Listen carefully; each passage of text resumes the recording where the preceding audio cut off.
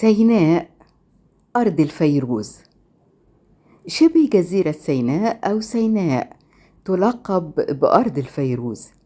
هي شبه جزيرة صحراوية مثلثة الشكل بتقع غرب قارة آسيا في الجزء الشمالي الشرقي من جمهورية مصر العربية، وبتبلغ مساحتها قرابة 60,088 كيلومتر مربع، يعني بتمثل نسبة 6% من مساحة مصر الإجمالية.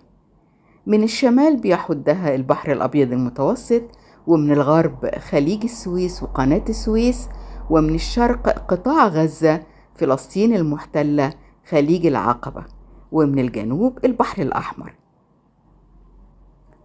شبه جزيرة سيناء بتعتبر حلقة الوصل بين قارتي أفريقيا وآسيا.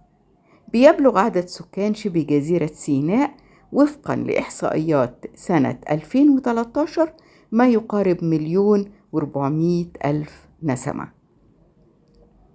من الناحية الإدارية شبه جزيرة سيناء بتقسم لمحافظة شمال سيناء، محافظة جنوب سيناء، مدينة بور فؤاد التابعة لمحافظة بورسعيد، مركز ومدينة القنطرة شرق التابع لمحافظة الإسماعيلية، وحي الجناين التابع لمحافظة السويس.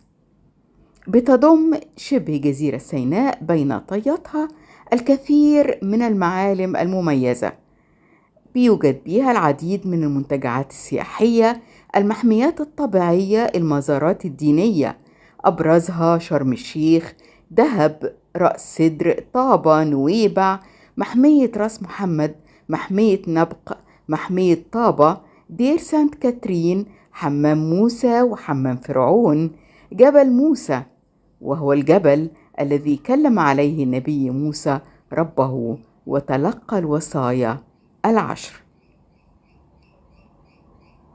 في خلاف بين المؤرخين حول أصل كلمة سيناء، فلا يوجد أصل واضح لكلمة سيناء، فقد ذكر البعض أن معناها الحجر، وقد أطلقت على سيناء لكثرة جبالها، بينما نجد أن البعض الآخر يسمونها في الهيروغليفية القديمة تشريت، يعني أرض الجدب والعراء، وعرفت في التوراة باسم حورب، يعني الخراب.